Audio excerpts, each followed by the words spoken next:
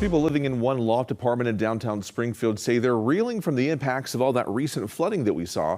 Thanks for joining us here for our second half hour. I'm Mike Landis.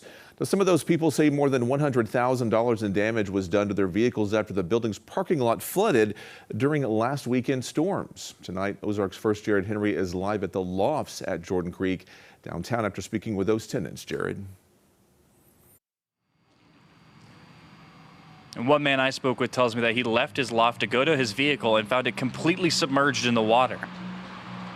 It's a total loss.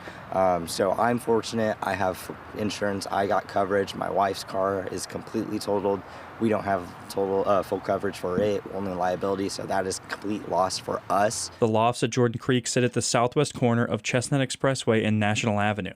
Over the weekend, multiple inches of rain hit Springfield, causing the building's parking lot to flood. The whole parking lot was flooded, so I came down to look, and everyone's cars were like underwater. Zephanie White's vehicle was totaled after being filled with water. It was like up to the middle back of my seats. Oh, wow. So like way over. My cup holders were filled with water. Since the flood, residents have come together to help each other out and assess the damage. Blaine Casillo says there are 24 vehicles in the parking lot that were damaged or totaled by the flooding. It's just been horrid.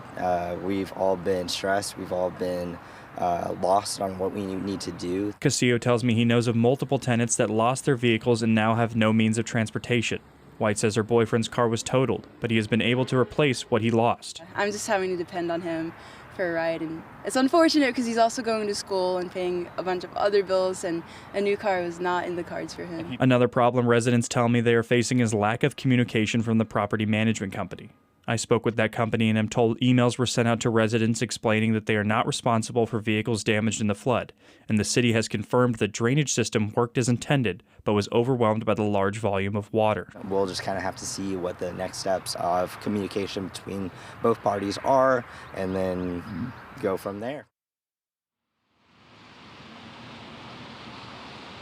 Another resident tells Ozark's First that he's lived in the building for 10 years, and in that 10 years, he's never seen the parking lot flood this severely. Reporting live in Springfield, I'm Jared Henry, Ozark's First.